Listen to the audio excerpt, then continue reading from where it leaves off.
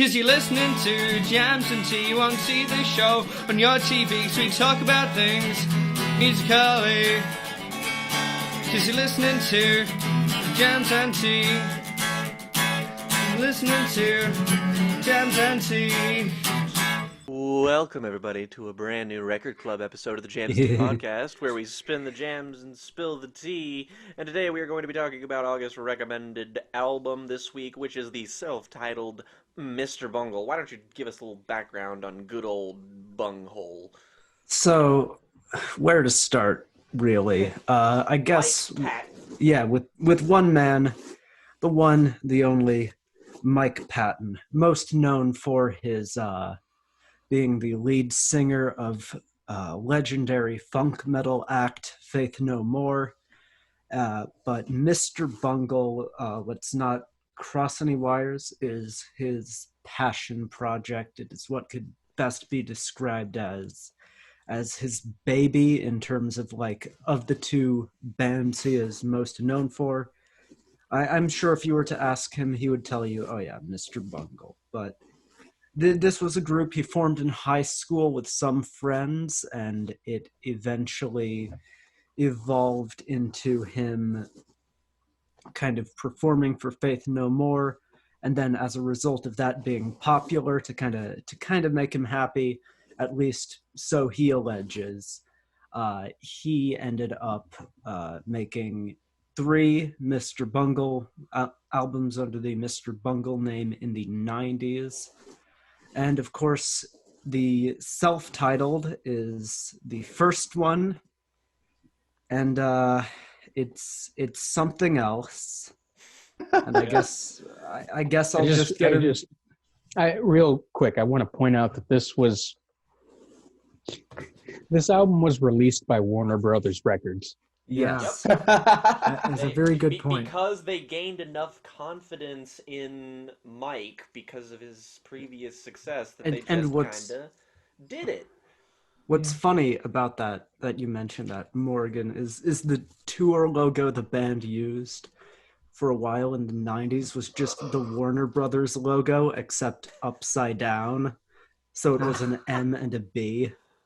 Very funny. Oh, I love it.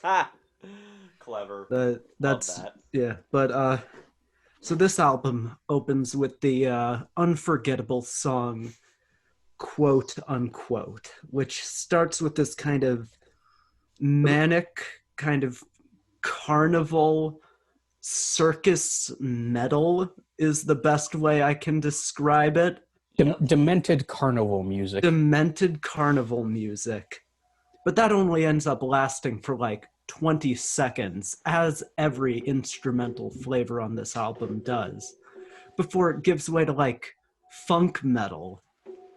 Yeah. And of course we get just Mike Patton darting up and down his legendary 6-octave vocal range. The biggest in popular music. That is bigger than Mariah Carey, Prince, Axl Rose. And he and it's like he uses the entire thing on every song here. Yeah. Somehow he finds a way to do that. But the lyrics of "Quote Unquote" come from a very interesting place, with allusions to John interesting Travolta. As a word for it. Yeah, with allusions to John Travolta, the title being a reference. Yeah. I said the original title of the song. "Quote Unquote" was added to later pressings, apparently. Yeah. Travolta was just the original for and fucking reason. Legal reasons. So John Travolta, do you really want to be associated with a song that says he fucks himself as he fucks the world? This might handily be the best thing John Travolta is associated with. But Blowout. you make a fair point.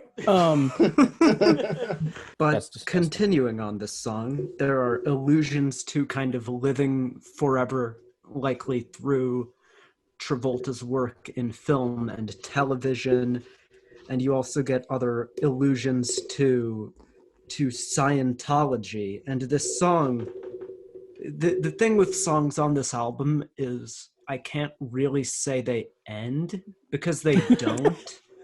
They just kind of fade into something else. Yeah, a lot Yeah. of a lot of these songs kind of finish, and then there's another 2 minutes at the end of the song of like vocal Here in particular, samples. yeah, it's a Oh. sax solo here. Yeah, that's a great solo too. Yeah, Yeah. no.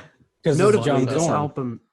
album was produced by John Zorn. Yeah, to Zorn's tie it- influence on this record cannot be understated. And Yeah, no, it's there's fitting a that we have lot talked of about. jazz stuff on here. It's fitting that we've talked about Zorn before on this podcast. Yeah, maybe I intended that. at Maybe all I I'm, was behest. I was gonna say, I was like, there's no fucking way he meant that accidentally, because this and Spillane have the exact same energy. Oh, definitely. Mm. No, this was definitely an intentional kind of prequel sequel deal. But yeah, then we've got the next song, Slowly Going Deaf, which another interesting track. I feel I'm not in my review, I'm not going to comment too much on the instrumentation because I feel that is best saved for all of you to kind of delve into some of that. But I've kind of said my piece on just the way it works, of just these wild these just nonsensical wild shifts between styles and genres, all of which only end up lasting for like 30 seconds at most. And I feel that does result in a bit of a problem this album has, where sometimes good ideas don't last as long as they really should. But then that is also a double-edged sword, because there are times when the bad ideas just end like that and you can just move on. Like, yep, that's fine. But anyways, Slowly Going Deaf is kind of about the desensitization of society to like violence, as alluded to in the lyrics, even with some kind of clever drops to Beethoven, who of course famously went deaf. And yeah, you've got this like really shoegazy open, which then just becomes a funk song. Just happens. It just goes there. I feel it's important we mention the extended skit here on which it ends with, Oh yes. in which Mike Patton gives us an audio recording of him taking a shit. Going Yeah, I'm through gonna it, get a cup of too. coffee. He's going through it like he's it's a brutal. We've all been No, there. he's not going through it. Something's going through him. Yeah. But I love the way that the absurdity of this is kind of underlined by a vocal sample of an outtake from the recording of a KFC advert. And so That's right. You hear the voice of the real Colonel Sanders, stumbling over his lines over and over and over again as you're listening to poop. You're listening. Can I just say that I listened to this on YouTube, and when that popped up for the first time, I was just like, oh shit, it went to an ad, and then I like looked and was like, oh. No, Oh, it didn't. no. That's the thing. Bold You marketing would decision. never know. Like, if someone could send, if you listened to this for the first time and there were like someone cut other random songs or like things in there, you wouldn't know. You would have no way to distinguish this album from like just random nonsense. But then, of course, Squeeze Me Macaroni, the wonderful song, features this just insane set of tempo changes right at the start. It like shifts back and forth wildly between like slow and quick tempos, and it does it like 6 or 7 times, all within the first like 60 seconds of the song. And I really liked the kind of jazzy influences on this song, most definitely kind of the Zorn shining through this album. And you can especially hear that on this song's chorus, air quotes. What is structure? what is structure? Well, this I is mean, one of the. I think I would argue this is one of the most like conventionally structured, close to conventionally structured songs on the whole No. record. no, I it know. is. It is. You're right. It's It's a one of banger. the. It's a banger. It's one of the most recognizable as a real song, and does this like really tongue-in-cheek use of kind of using food as euphemisms for sex, and of course, and it does it in such a tongue-in-cheek way where it doesn't ever feel like it's forced or like it's just having fun with a concept that Mike Patton and the band know is stupid. I just want to read some of these lyrics. Just a Please, few. Please. do. Please. I got yogurt meatloaf smeared all over my ass. I stick my weenie in 2 buns and then give it the gas. Sour cream from my spleen into Levi jeans. Gonna bust the seams with my refried beans. Ronald McDonald just loves to be fondled. With the Big Mac, he'll fuck it like a chicken McNugget. Colonel Sanders wants to goose Granny's loose caboose. He's gonna give her a boost with that Kentucky Fried Juice. Yes. I relate. Who amongst us can't say we've not felt that way? Really? Up sirloin from the groin, topped with dick cheese. And you almost and you have to realize the placement of this song in the track list has to be intentional because it comes right after the song with the Colonel Sanders commercial sample. Yep. Yeah, that's the thing. This record does that a lot. It'll have a vocal No, song yeah. at the end of a song that will lead into the next song. But I want to read some more of these lines just because I had so much fun. No, the structure is very intentional. Take a dump, baby, squirt some gravy, pour some sugar on me, honey, make it brown and runny, give a little give a little flavor flav back from the grave, gonna burn some toast, pump some humping rump roast. I like how that implies that Flavor Flav was dead at the dead. time. That's so funny. Nick snack, paddywhack, jump in the sack. In fact, jerk the smack and crack jack from the back. Banana Rama or Ma Banana, fucking Barry Manilow on the Copacabana. Yeah. And you've got the amazing refrain of Nick nack paddywhack, you give your baby bone. Give your dog a burner. And It's then amazing to fucking hear Mike and then Patton just like clearly a very skilled vocalist do this like sublimely. Like he delivers this like he was born to fucking do it. Nick nack paddywhack, give your dog a boner, baby. Baby. We came to party down your throat. Yeah. And then this surreal Demonetized. This surreal thing happens in the song. Consent. Stop. This surreal thing then happens where you get these, and it's not the last time this happens on this record as well. You get these disembodied vocal samples from the movie Blue Velvet. That's right. Yeah. And they just kind of Fucking hate warm beer, man. It makes me puke.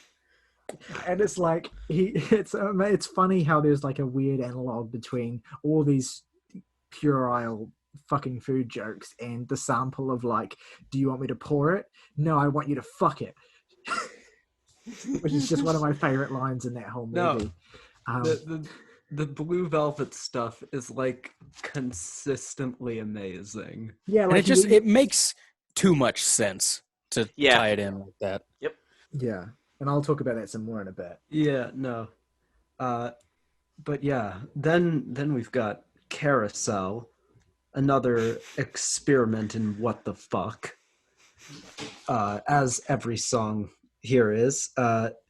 And like the song, like it's one of the more, I'd say, approachable songs on this album, in that the image of a carousel, for most people it's fairly easy to interpret what that means symbolically. Like you can really easily derive a meaning out of this, and if this song was made by anyone other than Mr. Bungle, you could see it being like a reasonably easy to get into song, but of course it's not.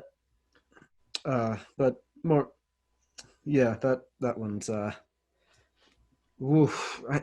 That's the thing. These songs just have so much going on. I really can't comment on every single one of them in perfect detail. Yeah, well, Carousel is interesting because it's like it has this kind of camp horror movie energy to it to me, Mhm. and it kind of really plays into this notion of like the carousel and the carnival more broadly as the kind of obvious metaphorical representations of like how wild life is, how Yeah, absurd no, existence is, exactly. and also kind of does some references to the record industry as well, and kind of their status as what Mr. Bungle is as an identity as well. And it kind of just it feels in some ways like a kind of mission statement for the record as well.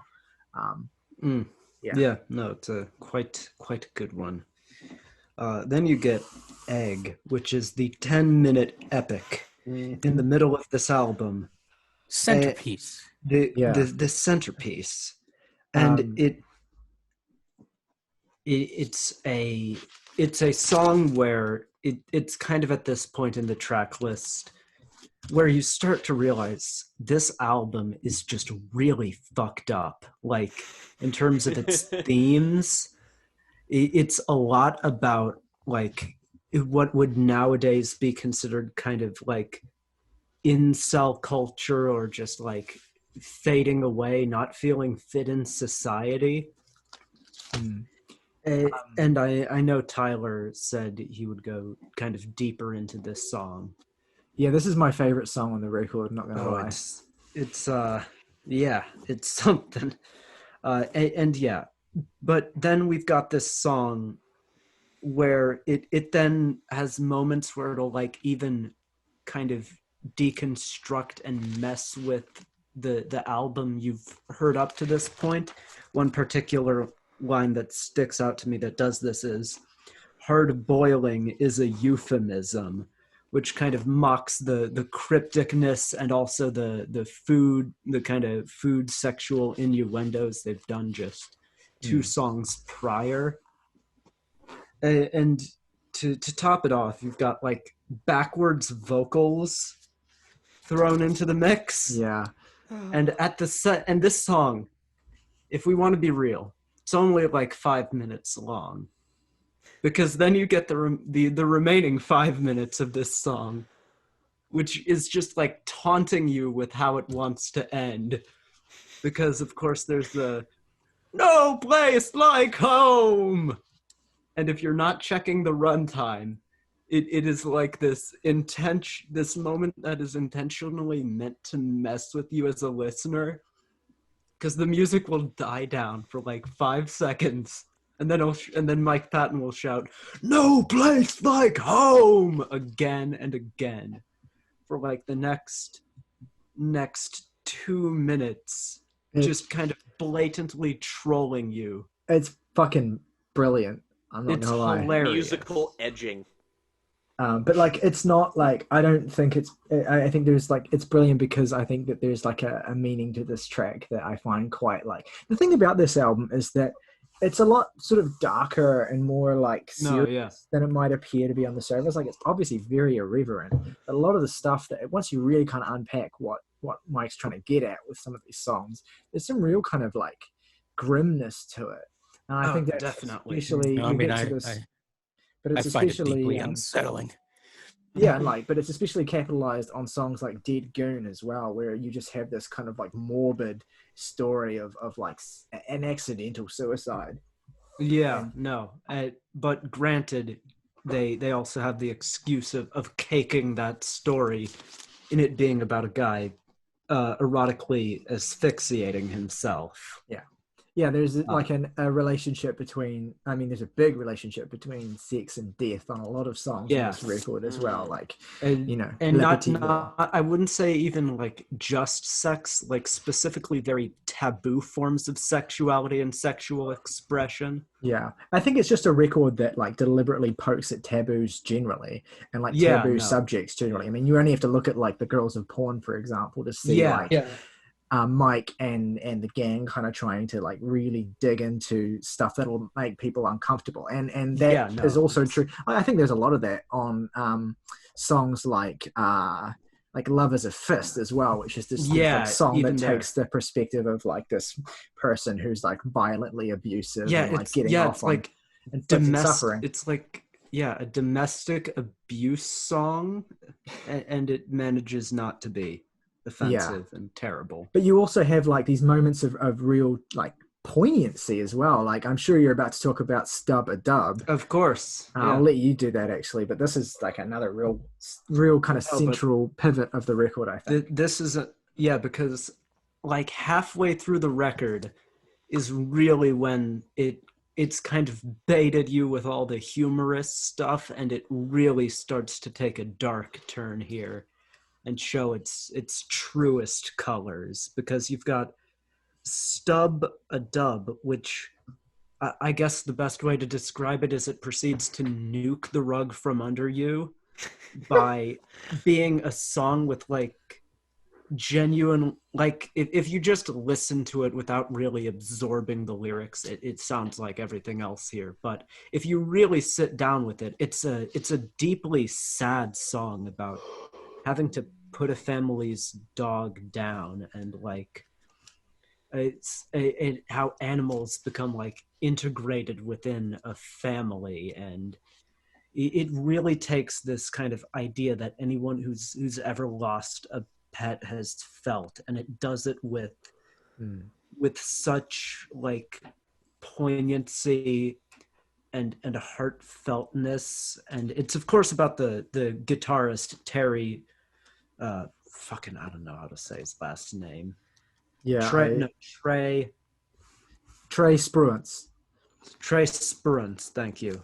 Yeah, it's about his real dog.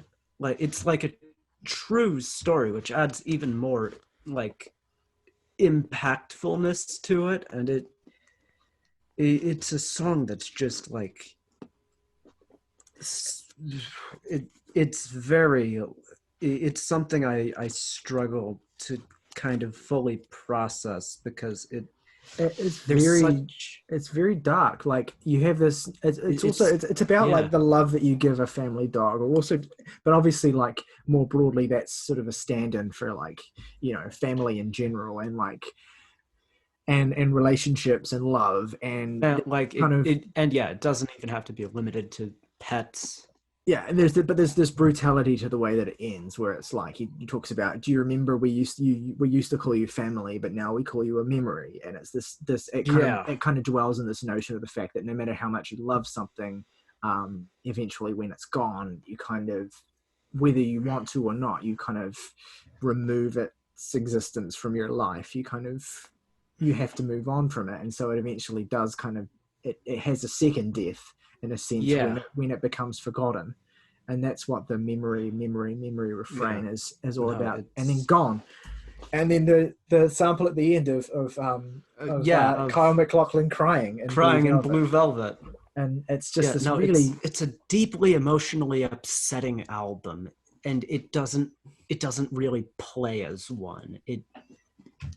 Which is so fascinating. And then you've got another song in this vein, My Ass Is on Fire, which featuring like pinball machine samples and another Blue Velvet sample. And this song is about basically an illusion, and I believe it's even blatantly stated at one point that it's like about sexually transmitted diseases. And when you kind of have that realization, you get the line, "It's not funny, my ass is on fire," it suddenly takes on a much darker meaning. Like, I'm sorry, Mike, but it's still funny. It's still funny. It's totally meant to be funny as well, like definitely. Yeah, that's the thing. There's this like really fascinating dissonance between like the tone of the lyrics, the tone of the songwriting, and the tone of the instrumental, and it just all clashes together in fascinating ways. Yeah, that are just it's not even something you can really describe. You just kind of have to experience that clash. is what I'll say. And of course, then you get the skit featured from a porn film at the end, and this leads to a really great, hilarious moment on the album that I thought where on the two endings that follow each other, like back to back, they both use the name Mr. Bungle. And one is from porn, and one is from like a kid's educational film. Yeah, you don't want to be like Mr. Bungle. Yeah. That's actually, But I think, where they got the name. Like, they had a different band name originally, and then they changed it after they, like, got that video of, like, instructing how to have kids brush their teeth or something. Yeah, it's also something, and it's also like a character in Pee Wee Herman, I think, as well. Yeah. It is. Yeah, no. So, and that name being used in those two different contexts is, I just think, quite funny. And then you've got the Girls of Porn, which of course kind of pastiches kind of 70s porn groove and porno soundtracks just for this song, nowhere else, just here. I think what's doubly funny about this as well is the way that the songs does settle into that kind of pastiche, but it also kicks off with like one of the most face melting riffs on the whole album. No, and it's like right. it teases you with that, and then it kind of like peels it back, and I found that really funny. And no, that's normally annoy me, but it kind of seemed to work with what they were trying to do with the song. Yeah, and you find the song's narrative is also pretty strong here, kind of being about a guy finding himself at an increasing disconnect from the regular world and just kind of growing further and further away from that. And it ultimately leads to him just kind of delving further and further into weirder and weirder fetish porn, and it's like a messed up story, but it's done in such a fun way on this song. And also, like, it has a kind of prescient relevance as well, because it does. Patton could not have known when he wrote this song that, you know, we would kind of eventually get an internet culture which would allow and then help to thrive a culture of young men whose only or whose primary exposure to sex and who don't really get proper sex education except through pornography. And the song is kind of about that. Is basically about that. It's about like what happens when your only understanding of sexuality comes from pornography, and it kind of explores the mindset of people who see women and men and relationships exclusively through that lens. And you get that great line like, "I was trained to fuck you." Yeah, yep, exactly. Those lines at the end. And like this kind of like theme of like societal alienation and subsequent like misanthropy, I guess, is all over the album. Yep. Yeah. And that's what makes the sequencing of Girls of Porn into Love is a Fist so effective. Because, that's such Girls of Porn is this song about, like, you know, how pornography in excessive doses desensitizes men and causes them to view sexuality through this, like, dominative lens. And then Love is a Fist is the result of that. Yeah. And it's why I think the choice to so frequently make this album sound like demented carnival music is so fitting, because it's like at a certain point people can get so alienated and disconnected that it feels like you're walking through one of those houses of mirrors in a carnival. In a lot of senses, I think the relationship between like the rock music this is born out of and this album is kind of like the relationship between sex and pornography. Yeah. Makes sense. And one more note on this song. The actual kind of chorus of Love is a Fist is just so fun to listen to. Love is a fist! Where he just shouts it. And you got the guitar. I feel strongly about violence. Yeah, you got that. It's so funny. Mike Patton chose violence. And I'm looking... I'm looking at the Genius page for this, and there's annotations for "Love Is a Fist," and the first two lines are "clenched emotions round my ween." Funny enough, Yeah. as is, but I click on the annotation, and it's not coming up now. Give me a It second. says, I know, Okay, I've there got it it is. right here. Yeah, It says, I "Ween know the is one. another word for penis." And then It's- right it's- above that, this annotation is unreviewed. Yeah. it's like you couldn't guess that. Yeah, Yeah. I thought it was I'm- talking about the Gene and Dean Ween. Yeah. Well, no, well, the band Ween, Weenus? their name Was that- is exactly what it that sounds just- like. That just reads like one of those Wikipedia lists where it's like lists of assassinated presidents. This list is incomplete and you can help by adding to it. Which And it's like, oh, I see Yeah. the tone we're taking now. yeah, exactly. Yeah, but then the album closes with its kind of final statement to sexual frustration being a dead goon, kind of illustrating this story as Tyler and I kind of mentioned earlier about a guy who accidentally kills himself as a result of this like increasing distance from society and increasing like proclivity to strange sexual fetishizations, being of course autoerotic asphyxiation.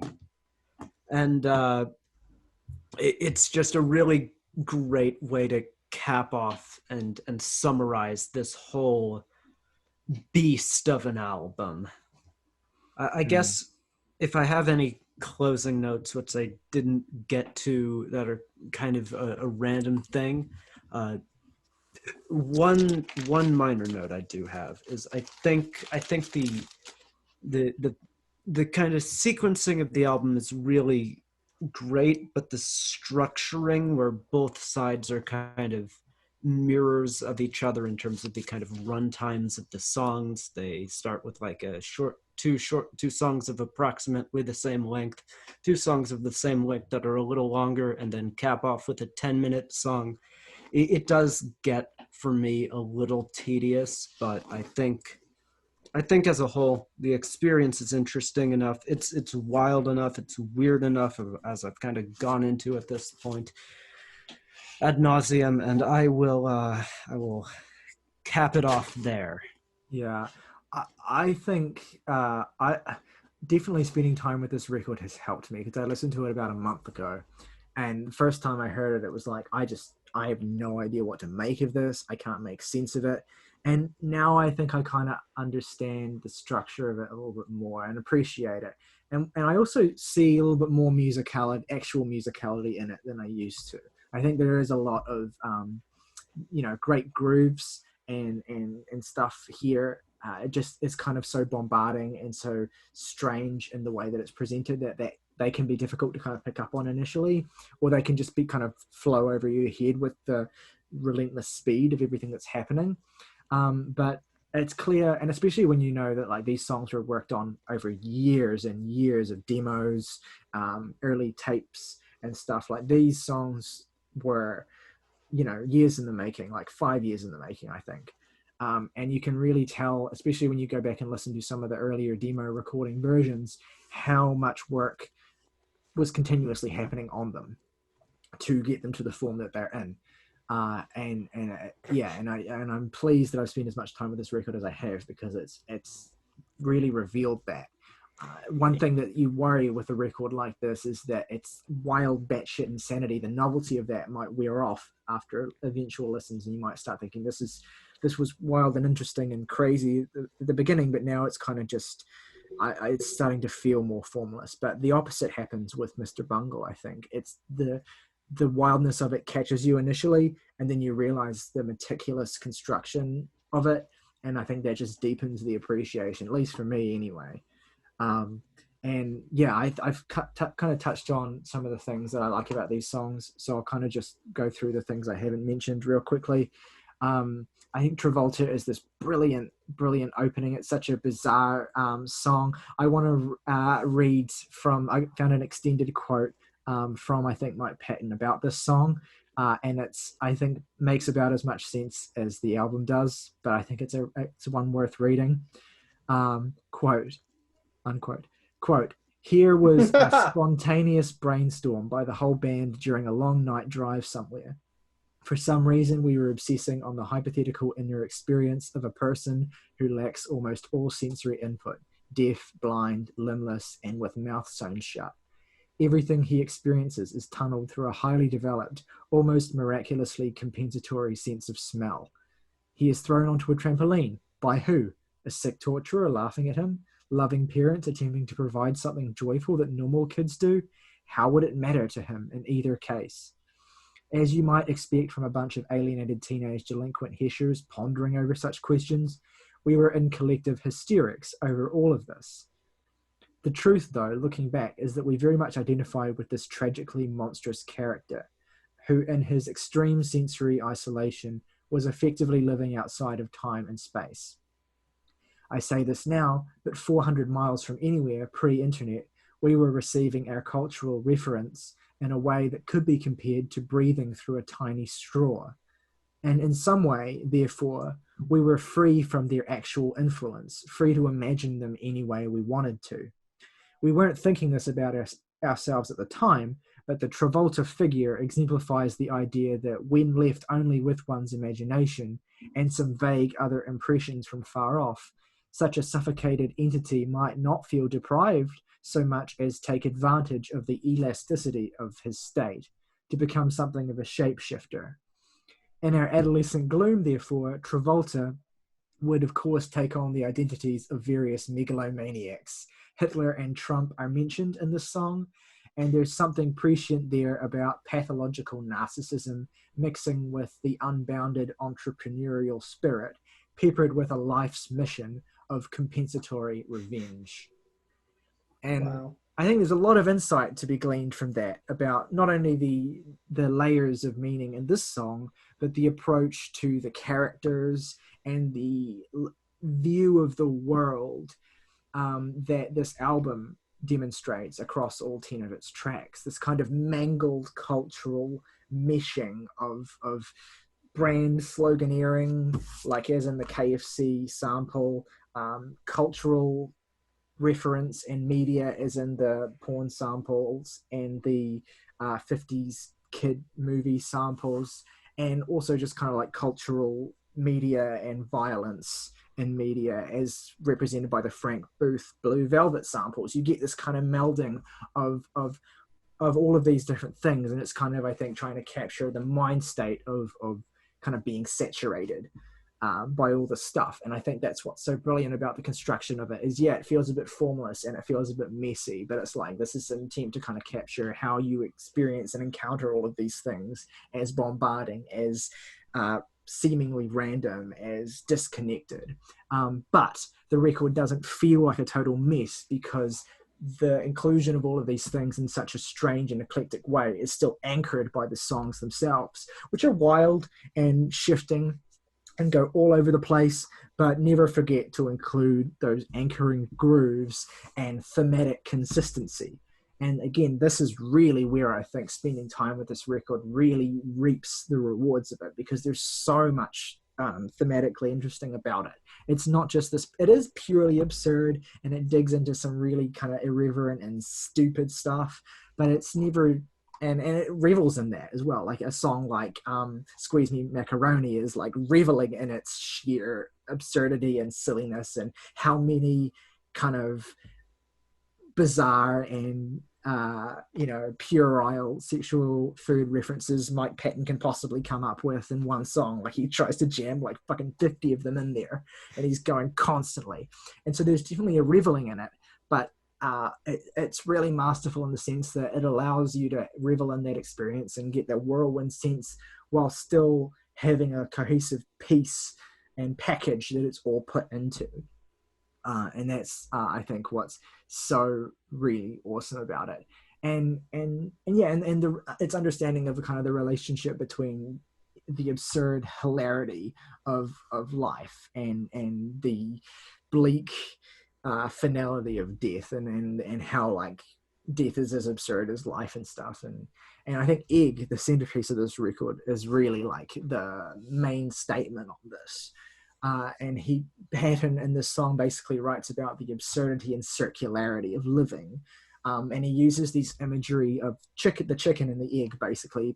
He kind of evokes that kind of famous question of, which came first, and kind of basically his point is that it doesn't really matter because it's all circular anyway.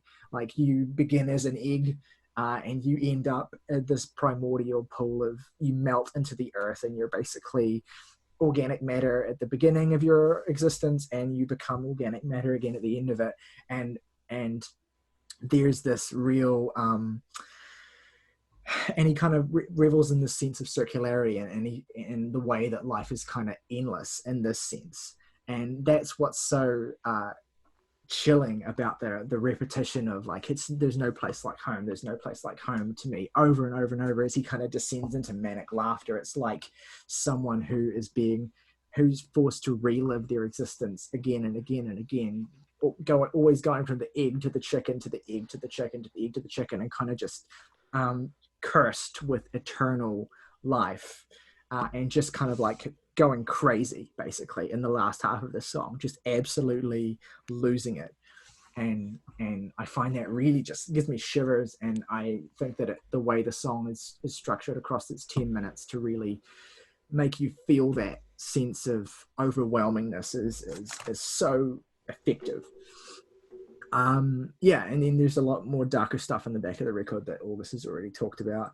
And yeah, I think I basically said all I have to say. It's just such a dense record, both musically, thematically, lyrically, in terms of everything about it.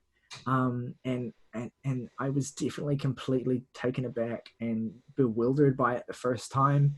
But I have to say that I'm super impressed living with it, and I am very excited to check out Disco Volante and California, the other two big Mr. Bungle records. And yeah, I think it's awesome that we have a chance to talk about it here. And one more after that. We will. The trilogy is not yet complete. Yeah, exactly. We will be reviewing California at some point later down the track as well. Well, now that the comprehensive folks have said their piece, I am left with nothing other than my more visceral points about it, I suppose. But it's easy to say that I approached this with lots of trepidation, just because I feel like recently, specifically, we've also just sort of been gravitating towards albums that are really just this segment of the podcast is generally led to whiplash-inducing records. So, needless to say, when I learned what Mr. Bungle was in like a broad sense, I was like, okay, this is gonna be on the Trout Mask replica / mollusk / like even Tom Waits sort of side of this show, where we talk about an album that is just kind of unconventional and strange and vaguely amusical, and my track record with that is a bit spotty. So you can understand why I was like, But, however, I am pleased to report that, eventually, I guess if you throw a dart enough times, you're gonna hit a bullseye eventually. I really, really enjoy this. I actually had a very similar experience to Tyler, in that is I just sort of first heard it and was like, in the words of Morgan last week, what is this? What is this?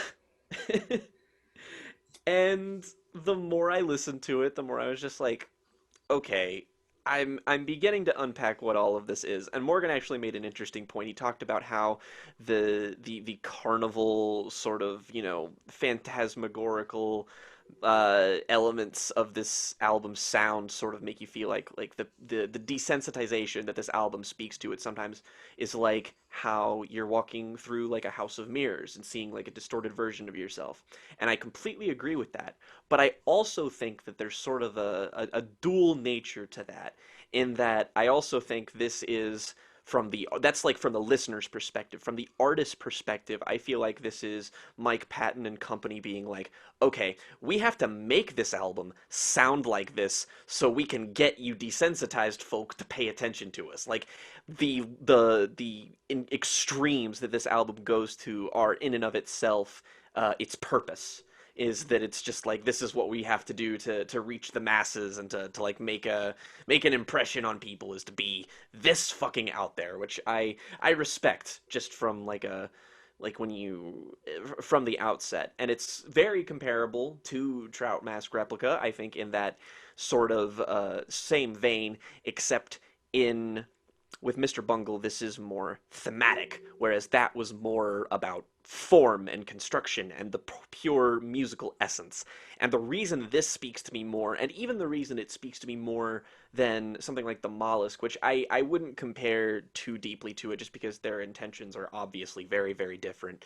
But just sort of the zaniness of all of these projects and how they defy musical convention in ways, is that the impressive musicianship on Mr. Bungle is so front and center. Like, take back the fact that Mike Patton is clearly a brilliant vocalist who, this is my first exposure to anything he's ever done, by the way. I am not familiar with Faith No More in the slightest. I don't know any of the projects he's ever worked on. I just looked up who he was because we were doing this and was like, oh shit, this guy's the real deal, huh? And like listening to this was say such he's the real thing. Oh, Like the album. sorry. But I mean, that's obviously like really impressive how he just Angel dust. Sorry. What the fuck did you say? I wanna take this interruption to briefly say something that, if I were to say it already, it would have been an interruption. So I'm just hopping on that. Your the hypothesis that you have that this is like very intentionally made to this way so people like pay attention. I think a lot of that is founded in the mere fact that the only prerequisite that Patton had for joining Faith No More was also that Mr. Bungle get a record deal under Warner Brothers. Yeah. So it's it's like I will totally do this because I'm really excited about it, but also I have to get this out there and cast it out under the widest net possible. And the fact that they did that not once but 3 times, this is a minor miracle. It's beautiful, and I like that too, just because it's like, you know, August said you can describe this as, you know, like his baby, and that he really put a lot of effort into it. And I feel like that speaks to why I enjoy it as well, is that it's just like, it's not doing these things purely for the sake of doing them. I mean, it's definitely doing some things purely for the sake of doing them, but it's done with an enthusiasm and bravura and glee. Like, you can sort of tell that, like, this is obviously a very, very dark, very cynical record, but it's also being made by people who are experienced musicians who clearly love the music that they're making. Otherwise, they wouldn't be John Zorning the shit out of the structure of all of these songs, because, like, I mean, holy shit. When August said that like no 30 seconds of this album are the same as any other given 30 seconds of the album, he wasn't fucking kidding.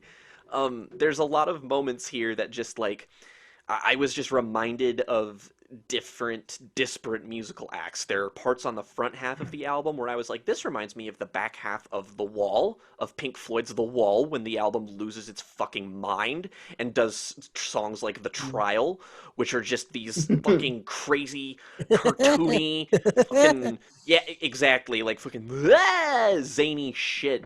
And I believe Patton said from the outset that like one of the inspirations from this was like cartoon voices and cartoons in general, cartoon music. He Particularly did say that. Looney Tunes. Yeah. Yeah, which again makes total sense with a lot of his delivery, a lot of the structure, very in keeping with that. But it's also just it's played from such a place of passion, but also technical excellence. One of the other biggest points for comparison I kept coming back to was weirdly enough, Devin Townsend of all Yep. things. It's sort of like the approach he has to his more zany records where it's just sort of, or the records he made where he was obviously under heavy usage of psychedelics, is that there's something animated about it. Like this reminded me of Empath, this reminded me of Ziltoid 1 and 2, this reminded me, hell, it reminded me of Addicted in places when it's like decides to be more conventional for like a second. um but I admire that, and I love the grooves and the heaviness. I feel like is the main draw of this album, even if you don't pay attention to like the thematic content or even really look into the lyrics and just sort of like dissect it from that level and just sort of want to enjoy it as this visceral fun thing. You can like it's an album that's over an hour long. And so, you know, when you throw it on, you're just kind of like, this has a really high percentage chance of outstaying its welcome. And because it is so versatile, it never really does. Like, I can't say anytime I listened to this I was ever, like, fatigued, which, you know, you could also say that it's, like, way too stylistically inconsistent to do that. But I think the energy just sort of fills in the gaps there. It's too wild, it's too unhinged, but yet it is still grounded in a very tangible musical identity, which I think is it finds the tipping point, the balance that is so integral to making shit like this work. And just thematically, I find the album grim. I find it morbid. A lot of the I think it was when I first listened to the Girls of Porn when I really got the album, is that it's so very blatantly like and what you said too about it sort of predicting the future and the desensitization of sex, and how we have this sort of new generation of people who are going to interact and engage with sex differently because of, you know, the virtual world, which is just so like bizarre in how this fucking shitpost of an album managed to very poignantly predict the future. But it, you know, again, this is also a song with lyrics like, and lots of hung studs for all of you gays. We got incest and bestiality too. we we got girls who will eat your pee and poo, and guys who'd love to fuck your shoe. That one killed me. I was listening to this at like 2 a.m. last night and trying not to howl with laughter. Okay, imagine listening to it while you're at work and you hear ND Yeah, cup mamas with so much cleave. Have to go to the bathroom. Not cleavage, cleave. And I don't know. It's a beautiful disaster of all things that is held together through strong musicianship, through really solid playing. Yeah, the only real identifiable weakness I have is that this is an album that is so obviously stylistically all over the place that it is going to have moments where it is not going to, like, where something is too heavy for heavy's sake, too light for light's sake, when the experimentation, or maybe the bit goes on for a bit too long. But, again, as demonstrated by August, that moment's going to be over way before it's going to genuinely annoy you. It just doesn't give you the opportunity for it. It's like that a lot of ways. It's very similar to Spillane and how it just sort of flows that way. I will say Spillane is an album that I deem to have a better central sort of focus, maybe not from its narrative, but the way it segues through its musical ideas, I find to be just a little bit more robust and less like flagrantly experimental. But at the same time, I feel like that record doesn't have the incredibly enjoyable highs that this does. It has such a nexus of influences that I think that, like, it's almost impossible to say that this record isn't influential on some levels. Like, you could just sort of tell that so many, like, You know, it's definitely not something that they've heard, but I feel like this is continued by the spirit of shit like 100 Gex nowadays, where it's just like, oh, we're just this music that we're just going to house in this near impenetrable aesthetic that's so gaudy and so Mm. like aggressive and violent that you can like that even if you don't like the music itself, you can kind of respect it at arm's length. But I mean, I just the other happen to connection so between the two acts is that, like 100 Gex, this album has both a big shitpost energy and is incredibly sincere. No, Both of yeah, absolutely. It is like it is so it's clearly being made to make a point, and I Hmm. appreciate that. If you're going to go out of your way with all of this stuff, then like give me something that I don't get elsewhere. Give me something Mm. that like can that will stay with me, that I won't just be like, "Oh, like you know, so many record clubs are just like, you know, I'll listen to this album once, I'll get a feel for it, I'll review it, maybe I'll like it a little, maybe I won't. But like, this is something I can genuinely see myself coming back to and just being like, okay, let's fucking throw this motherfucker on and see where this takes me. And I I appreciate saw it. a comment in the Rate Your Music comment box that said this album is the musical. This is the album equivalent of the Eric Andre show, Yep, and yep, I yep. thought I think that like that vibe is also neatly capitalized on the fact that recently Eric did interview Mike Patton. Um, Yeah, I watched a bit of that. so it's clear that like a chain of influence Uh, there, and they're kind of mining meaning from the same kind of absurdity driven setup, yeah. and I think that kind of form of commentary through absurdity I find really personally engaging and fun. If I may give you guys one fun quote from that interview. Please. Please. Eric Andre asked the question, Mike Patton, are you circumcised? And Mike Patton was like, oh, I'd have to I'd have to check. check. Yeah, Yeah. yeah. that's good stuff. But no, I think the what perfectly describes both Eric Andre and this self-titled Mr. Bungle album is that now famous meme where it's like, do you think Margaret Thatcher had girl power? Yes, of course. Do you think she effectively utilized girl power by funneling money into illegal paramilitary death squads in Northern Ireland? Yeah, I feel that. Oh. And, you know, this is obviously not as political as that, overtly, anyways, at any point, but I think it's just that conflux of just straight faced absurdity and, like, oh, God. It's like confrontational in like an actually real kind of way, even though it's also Yeah. just sort of fucking with you. No, Yeah.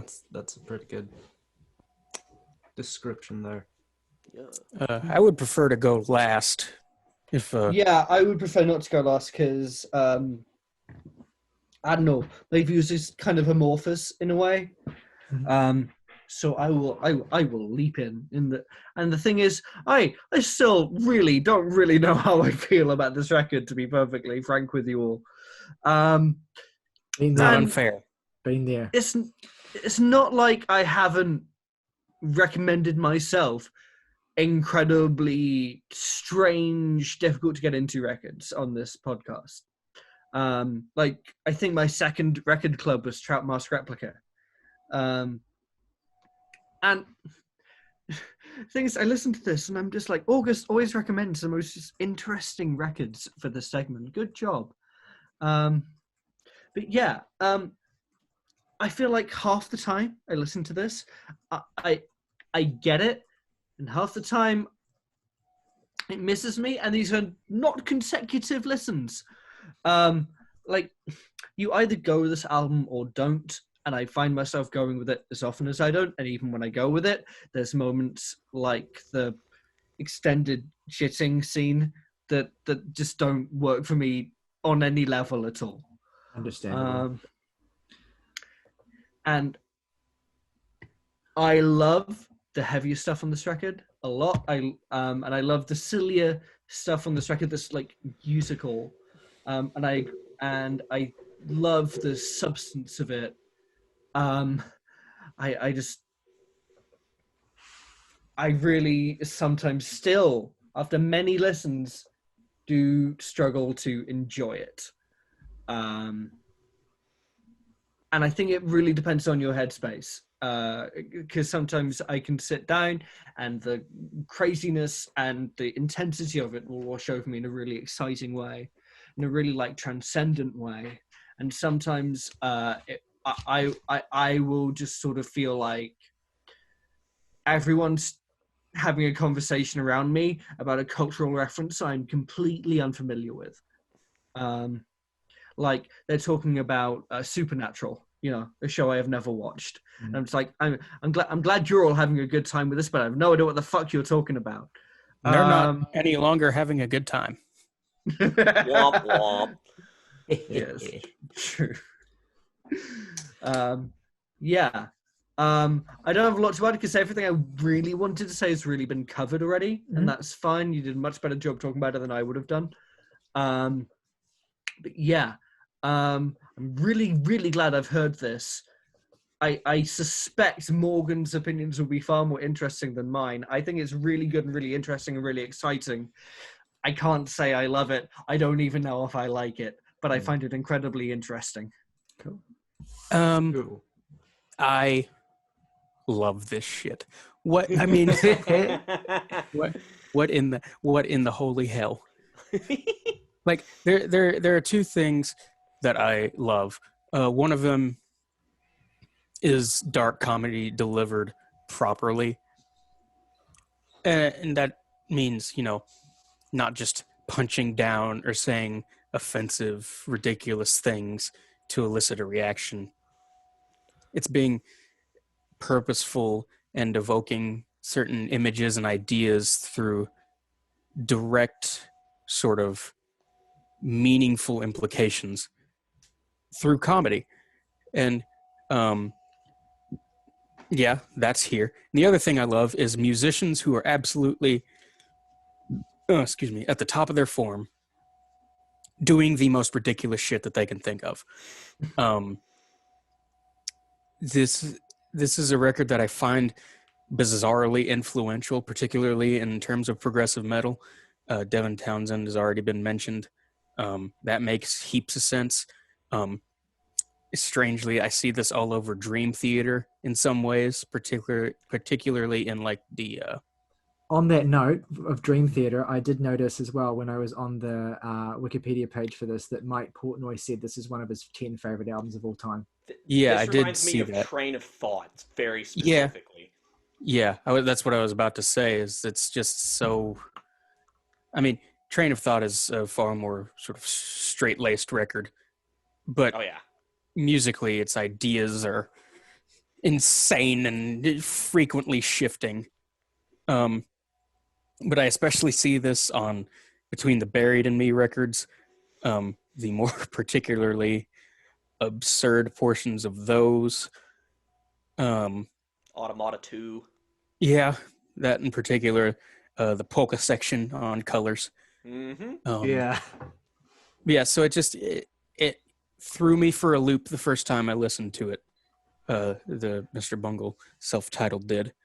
But the more I sat with it, the more I was like, this makes so much sense that I like this as much as I do, considering the music that I heard after, or that was made after it that I heard before. And it's like, this is just so like delightfully, almost gleefully misanthropic but it never feels like a facade. And as I said, the musicianship is an absolute top form here. It never feels to me like I'm getting whiplash going from one place to a next, because it sort of feels like to me, it feels like the musicians on here sort of plotted that out to such a degree that you never know exactly where it's going until you're there, and it's like, oh, that kind of makes sense. Yeah, I find it, for an album that's so sort of disparate in its influences and things that it's trying to evoke, it is bizarrely both thematically and musically unified across all 10 songs. I kind of have two problems with it.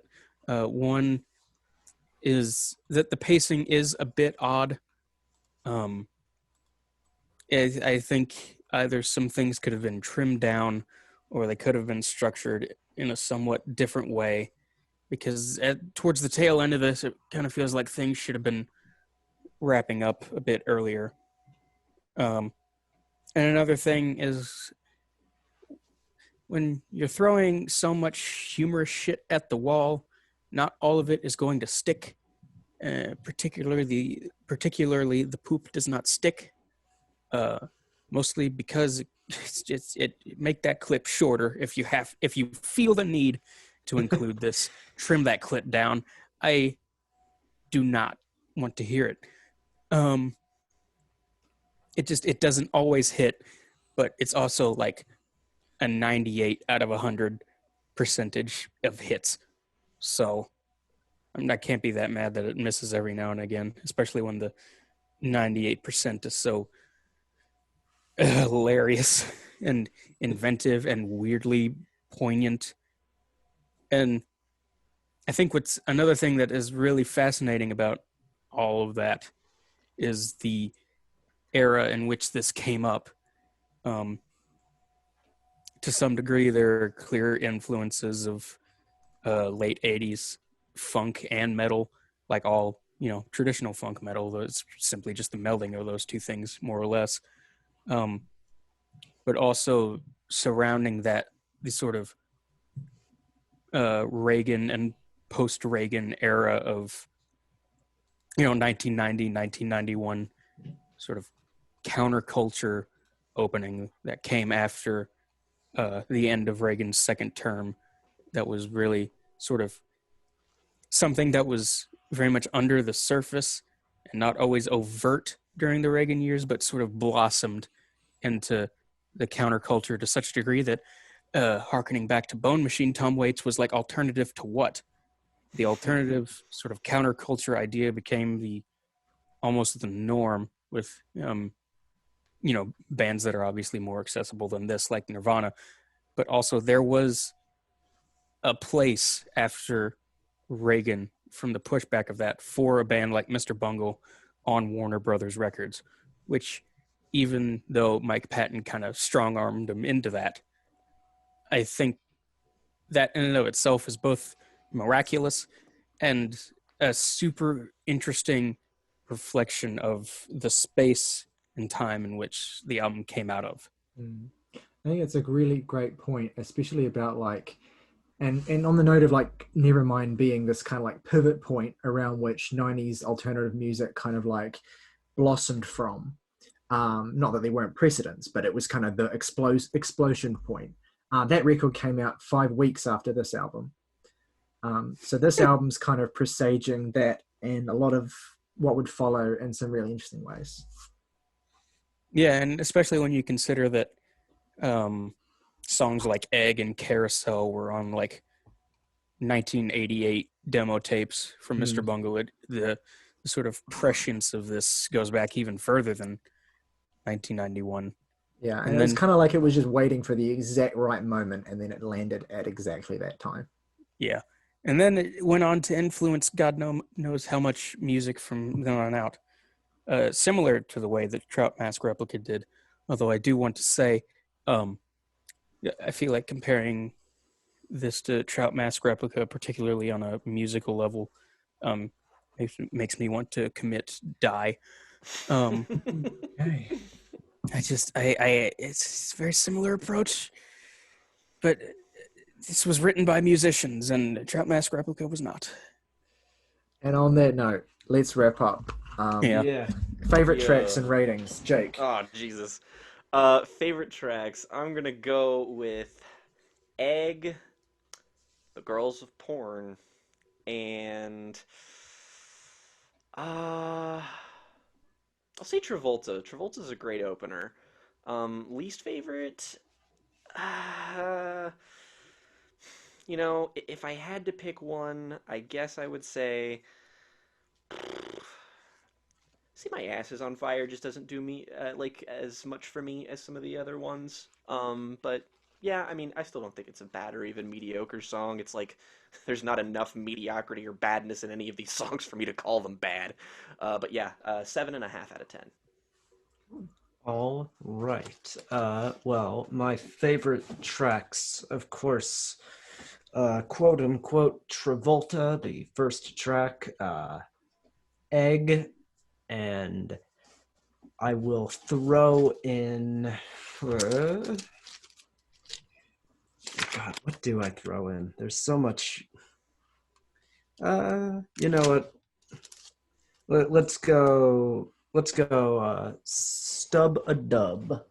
Least favorite would probably have to be Slowly Going Death, and I would give this an 8 out of 10. My three favorites are, say, My Ass Is on Fire. Ass. Yeah, I'll go Travolta, parentheses, quote unquote, and Carousel. I don't really have a least favorite track, just because the Pooping skit can be the yeah. Let's just say that. Overall, I am feeling. I was stuck between an 8.5 and a 9, but I'm just gonna go 9. Fair Beautiful. enough.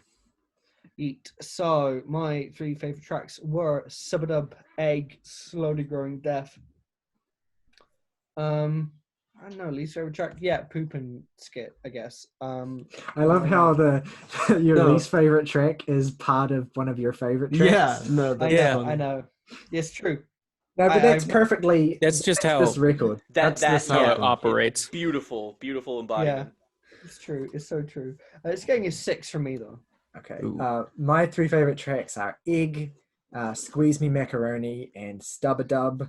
Least favorite, if I had to pick one, would be Love is a Fist, and gets an 8.5 from me. Nice, Oh. nice. Oh, which gives it an average of 7.8 out of 10. We gave go. the Mollusk a 7.6. We gave Ortega's LP5 and Thrice's Visu a 7.8. Ooh.